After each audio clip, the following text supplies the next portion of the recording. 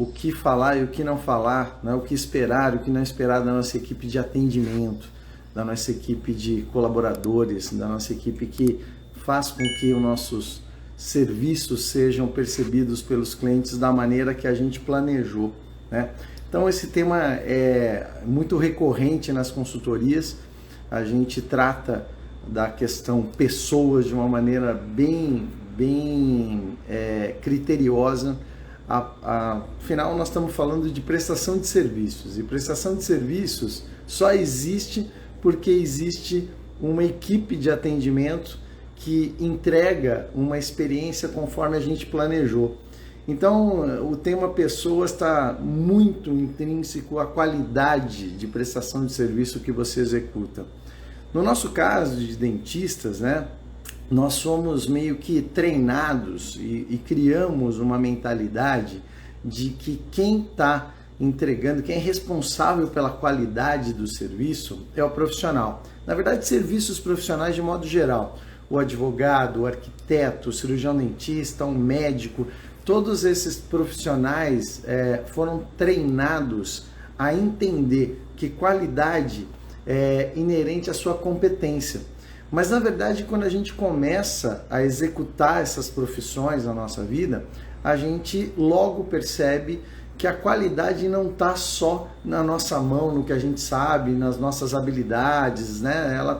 Ela extrapola um pouco o limite da nossa pessoa e acaba sendo também percebida pelo cliente por todos os envolvidos dentro do processo. Até porque, como a gente já viu em outras ocasiões aqui que eu tenho falado com vocês, a prestação de serviço ela é julgada, né? Ela é avaliada pelo cliente através de toda uma experiência que ocorre durante o processo. Serviço em produto, a gente fala que é um processo. E quem executa processos são pessoas.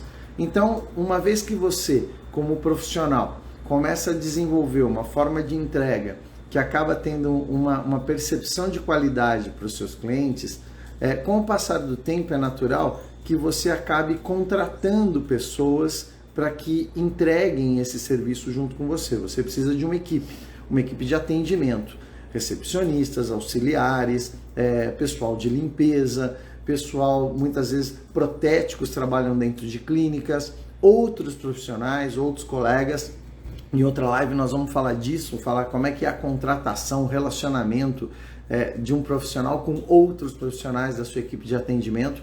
Então nós temos uma preocupação, uma ocupação, uma necessidade de desenvolver competências de gestão de pessoas. E o que falar e o que não falar para os seus colaboradores, como gerir essas pessoas no dia a dia, o que esperar deles e o que não esperar deles.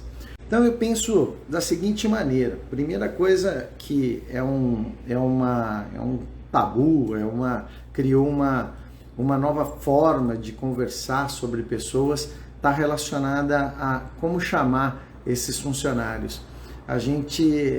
O marketing trouxe uma nova palavra, né? A gestão de pessoas também usa muito dessa palavra para evidenciar o que são essas pessoas que trabalham com a gente. E a palavra nova que surgiu de um tempo para cá é a palavra colaborador. É uma palavra bem adequada, é uma palavra que já nos estimula a pensar que a pessoa que trabalha com a gente, as pessoas que trabalham para a gente, as pessoas da nossa equipe, elas estão colaborando, já é um ato já mais intrínseco a algum objetivo que você tenha no dia a dia.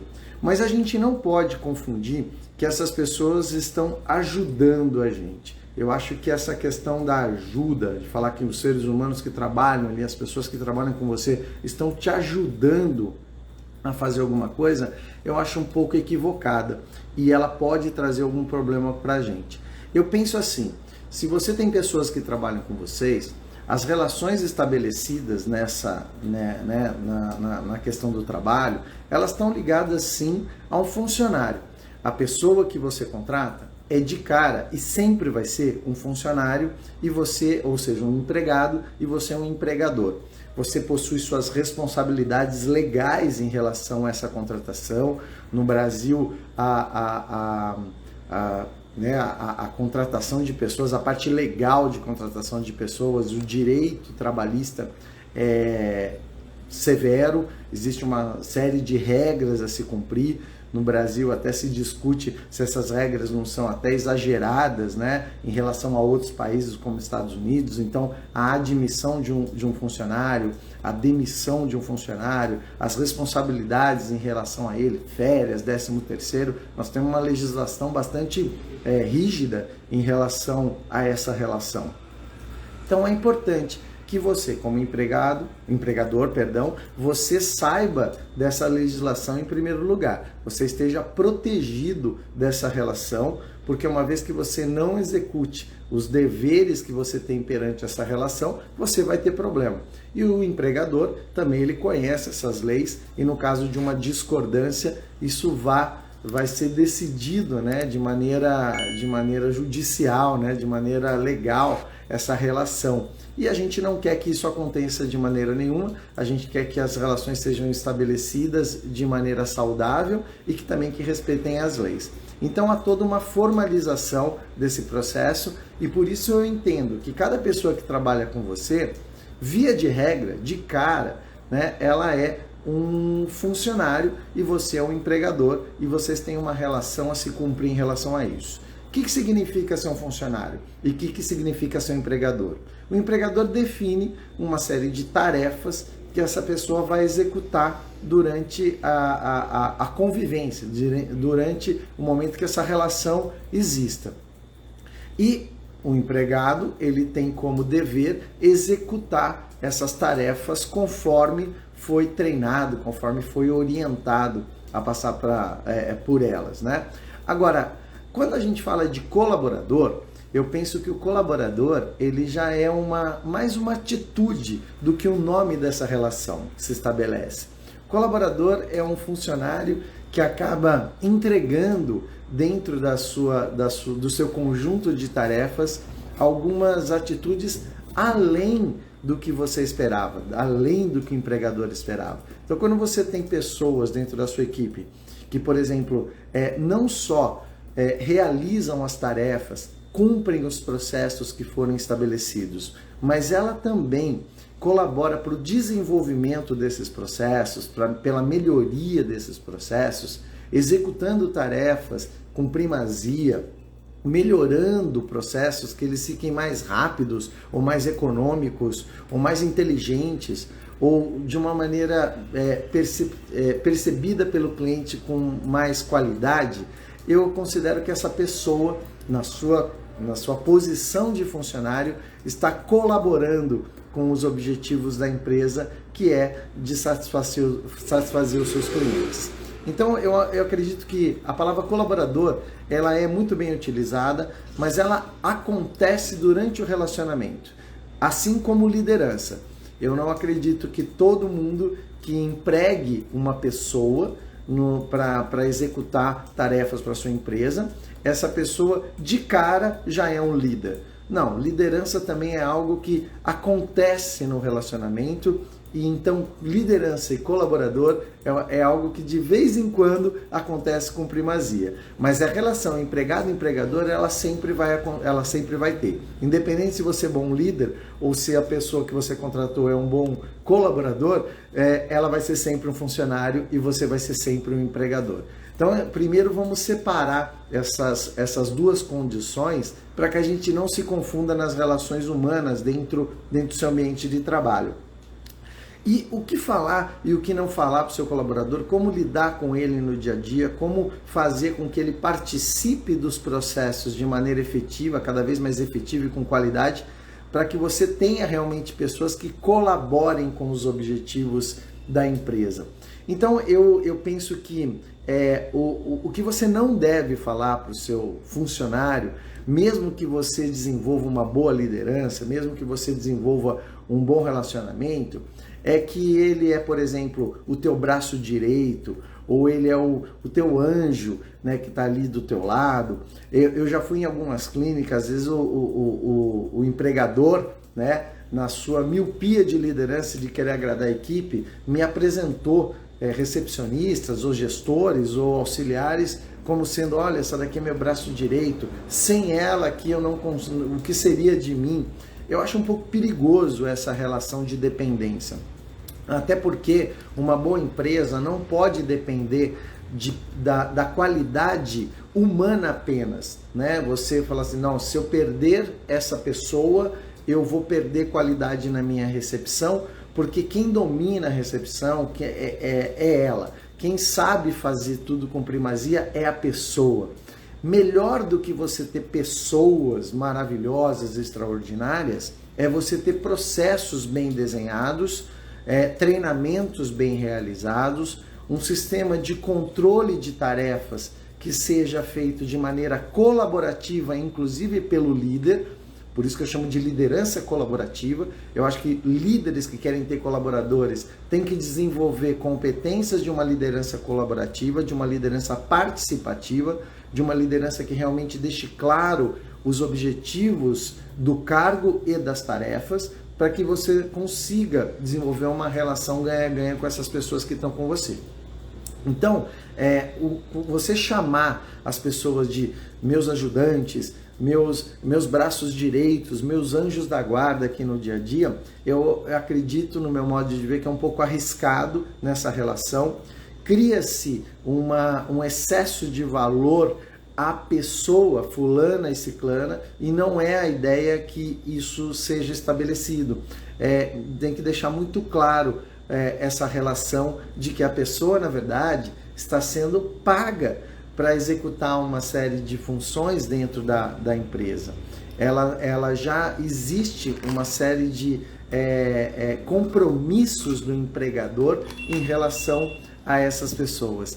Então é muito importante que se estabeleça essa relação bem clara, uma relação bem tranquila e uma relação bem legal no sentido jurídico do que é o empregador e do que é o empregado.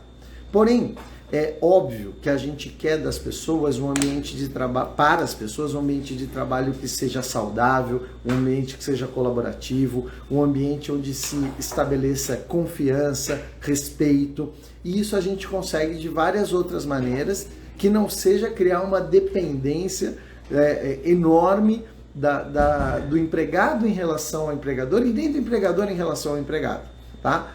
Então daí a gente vai entender como isso pode acontecer de uma maneira mais leve, de uma maneira mais tranquila. Eu coloco aqui para vocês que pensem que a relação que a gente quer dessa pessoa que trabalha com a gente, desse ser humano que trabalha com a gente, são 3 coisas. Eu resumi, eu acabei sintetizando em 3 grandes grupos de coisas que a gente espera e deve esperar de uma pessoa que trabalha com a gente, de um colaborador, né, para que ele execute a sua função de maneira colaborativa. A primeira delas eu chamo de competência. Você contrata pessoas e você contrata pessoas competentes naquilo que ela vai executar. Por exemplo, se eu vou num médico e contrato um médico, eu contrato aquele médico e espero dele competência. Espero que ele tenha habilidade, que ele tenha conhecimento, que ele tenha atitudes que demonstre que ele está apto a desenvolver aquela tarefa para comigo. Quando eu contrato também um colaborador, da mesma forma eu, como empregador, espero dele competência. Espero que ele tenha conhecimento, que ele tenha habilidades e que ele tenha atitudes no dia a dia que estabeleça para mim uma relação de ganha-ganha também. Porque eu estou pagando por essa tarefa, né? Eu estou contratando essa pessoa e eu preciso dela de volta, o mínimo de primazia, né? O mínimo de primazia já é o máximo da execução, mas eu preciso que ela execute aquelas tarefas de uma maneira correta. Então, competência, quando eu contrato alguém, eu sempre falo, eu espero isso de você. Coloque para os seus colaboradores exatamente isso. Olha, competência é algo que eu espero de você. Então, se você é uma recepcionista e foi contratada para recepção, eu tenho que te treinar para as coisas relacionadas às peculiaridades da minha recepção, da recepção do nosso negócio. Porém, desenvolver conhecimento, habilidade, ter atitude no dia a dia é algo que eu espero de você, não é algo que você tem que esperar de mim. Então, fazer cursos de como atender um telefone, fazer cursos de como recepcionar melhor as pessoas, de como desenvolver relacionamento empático, é o que eu espero que você faça no dia a dia. Que você vá para sua casa, que você pegue os seus finais de semana, as suas noites e vá fazer cursos para aumentar sua competência em relação a esses itens. Se a empresa, se o empregador tiver condições de dar acesso a essa pessoa em relação a desenvolvimento de competências, melhor ainda. Quando os cirurgiões dentistas me contratam, né, contratam a Lenze Consultoria com seus consultores para que eles melhorem processos operacionais, processos de gestão, é natural e ele já está contribuindo para isso, porque ele está gerando para esse colaborador a oportunidade de estar conversando com pessoas com competências nessas áreas para que ele desenvolva melhor as suas tarefas. Então, a competência é algo que eu espero do colaborador. Eu não me acho como empregador no dever de fazer isso. Eu acredito que ele tenha que desenvolver e tenha que buscar competências. O outro item que eu espero do colaborador, e falo para ele isso, é que ele tenha foco. Foco é a capacidade de hierarquizar a importância nas tarefas. Né, você ter foco. Lógico que tem certas técnicas e certas condutas que a gente explica para ele quais são as hierarquias de tarefas. Por exemplo, se eu tenho alguém no balcão e está ali na frente, na minha recepção, falando comigo e o telefone toca, é meio do padrão do atendimento, da qualidade de atendimento, você dá preferência para a pessoa que está no balcão. Se você tem que atender um cliente ou resolver um problema administrativo, você vai dar preferência ao atendimento do cliente. Então, ter foco é saber exatamente o que fazer, quando fazer, como fazer e hierarquizar a importância de tarefas. Porque todo cargo tem várias tarefas. O que é um cargo? Senão um conjunto de tarefas que foram resumidas, né, a uma função administrativa. Então, o colaborador ele tem que ter foco, começar uma coisa e terminar, saber o que ele deve executar no dia a dia, criar junto com você, e aí o líder pode ajudar a criar os seus checklists de atividades no dia a dia para melhorar o desempenho dessa pessoa. Mas foco é algo de responsabilidade da pessoa, do colaborador, e não tua. Outro item importante, o terceiro item importante, que eu considero nesses três conjuntos de habilidades aí, de atitudes que o meu colaborador tem que ter, ele deve ter motivação. E esse é um tema muito engraçado. As pessoas acreditam que motivação é algo que venha de fora. Então eu já vi muitos colaboradores, muitos funcionários falarem assim, eu não estou motivado nesse emprego. E eu sempre falo para eles, olha, existe uma diferença entre motivação e estímulo. O que uma empresa pode gerar para você, o que um empregador pode gerar para você, e ele deve fazer isso se ele quiser uma boa gestão de pessoas, é a geração de estímulo. A parte financeira, o dinheiro, sempre é um bom estímulo, né? Você ter sistemas de recompensa, você ter sistemas de remuneração participativa, você ter outras formas de remunerar, de recompensar uma pessoa, além do salário que ela tem direito legal, é um estímulo. Mas eu não acho que só o dinheiro é um estímulo. Você pode ser estimulado dentro de um emprego porque você tem situações de desenvolvimento humano, porque você é tratado com respeito, porque o ambiente de trabalho é um ambiente acolhedor, você criou como empregador um ambiente acolhedor. É muito natural a gente ver clínicas que os colaboradores ficam lá 10 horas no mínimo, né, as 8 horas da carga horária, mais as 2 horas de almoço, e às vezes tem que ficar dentro do lugar porque não tem outros lugares para almoçar próximo. E ele não tem uma copa, né, para comer de uma maneira, no mínimo, com respeito, com dignidade. Então, esse ambiente hostil que tem dentro esse ambiente físico que acaba sendo hostil, é desestimulante. E isso pode levar dentro da cabeça do colaborador uma coisa de falta de motivação. Mas o que eu falo para o colaborador, para a pessoa, é que ela tem que buscar motivações próprias. Você trabalha, você está no emprego executando tarefas, você tem que buscar prazer naquilo que você faz.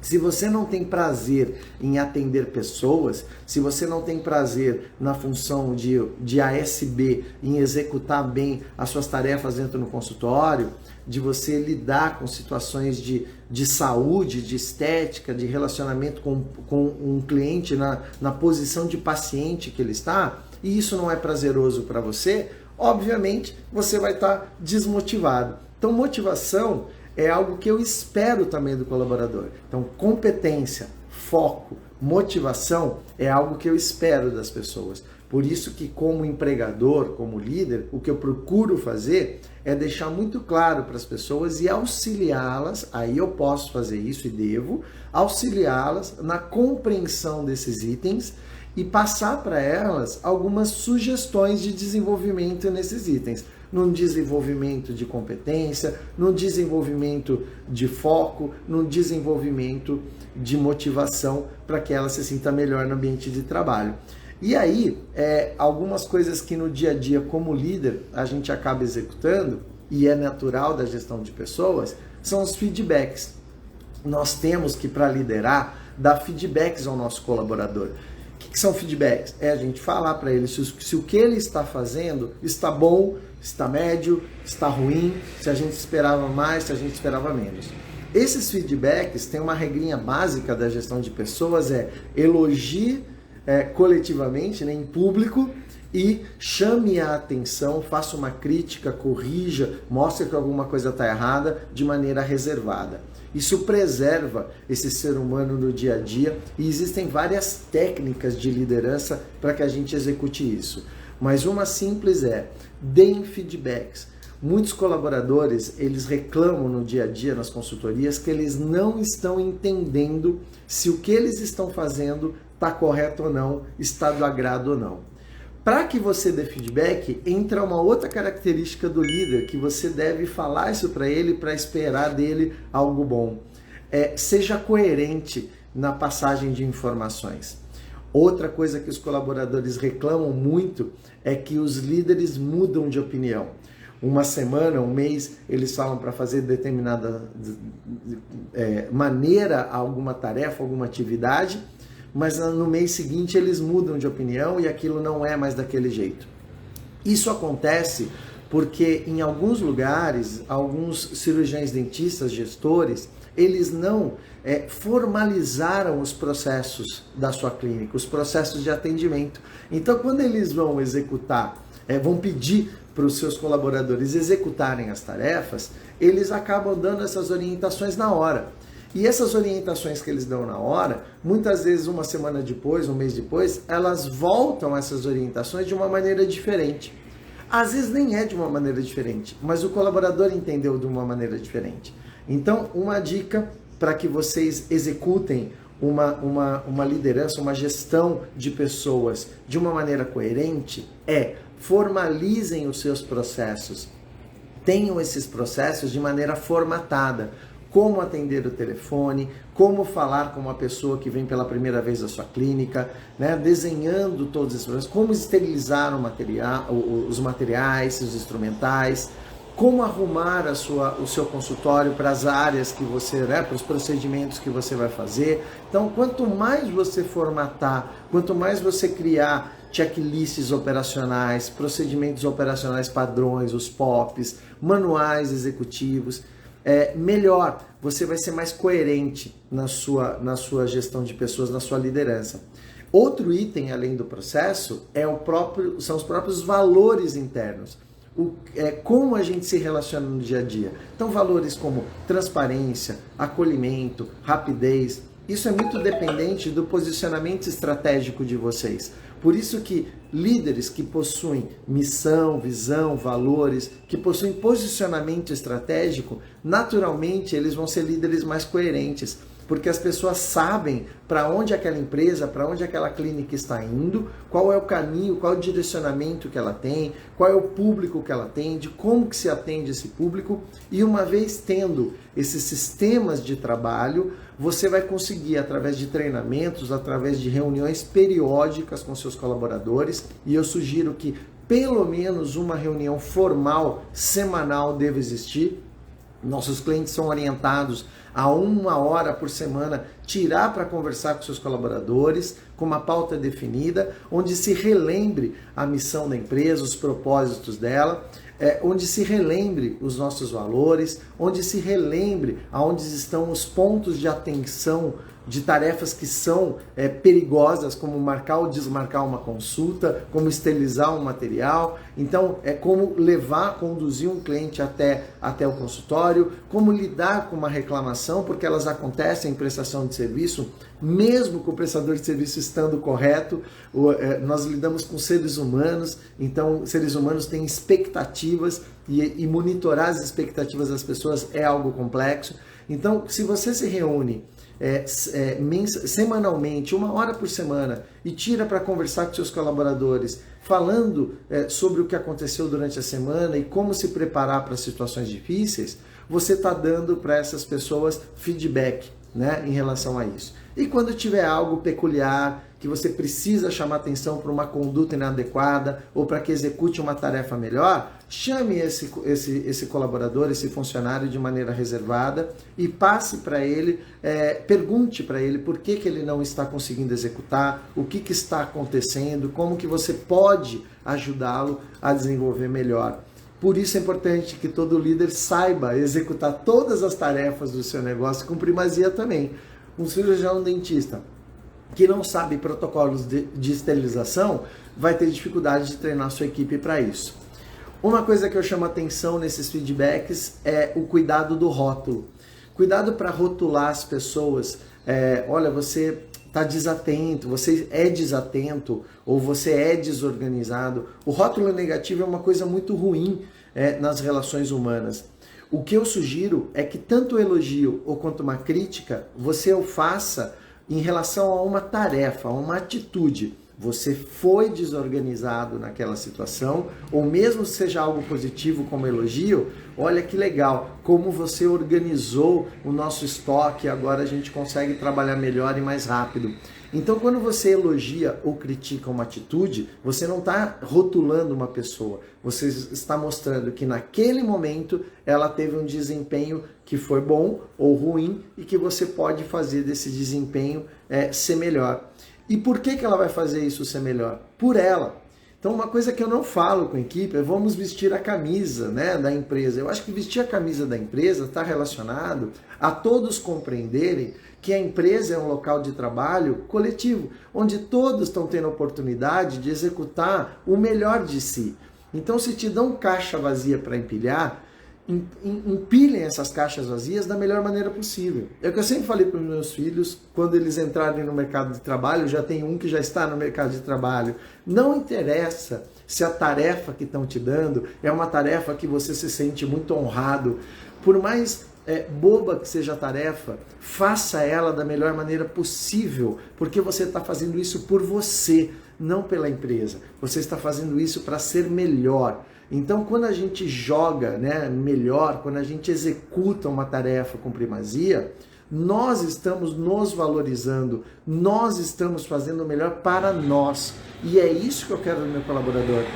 Não que ele seja super bom para a minha empresa, mas que ele seja excelente para ele. Isso é o melhor motivador que pode existir. Fazer das pessoas melhores, esse é o objetivo principal do líder. É um objetivo não só particular, peculiar à sua empresa, mas um objetivo social. Se você é um líder, se você contrata pessoas, se você se colocou nessa posição, você se colocou numa posição social, numa posição de melhorar o desempenho de outro ser humano. Por isso você desenvolver essas competências de relacionamento humano, de dia a dia, de como falar com as pessoas, de como estimulá-las, não motivá-las, mas estimulá-las a trabalhar melhor, é o que vai fazer com que essas pessoas executem tarefas melhores, executando tarefas melhores, os seus processos vão ser desenvolvidos de uma maneira melhor, o seu cliente vai perceber essa experiência gerada dentro da sua clínica, do seu consultório de uma maneira melhor e, portanto, isso vai gerar uma satisfação e uma consequente indicação, uma consequente boa fama para o seu negócio,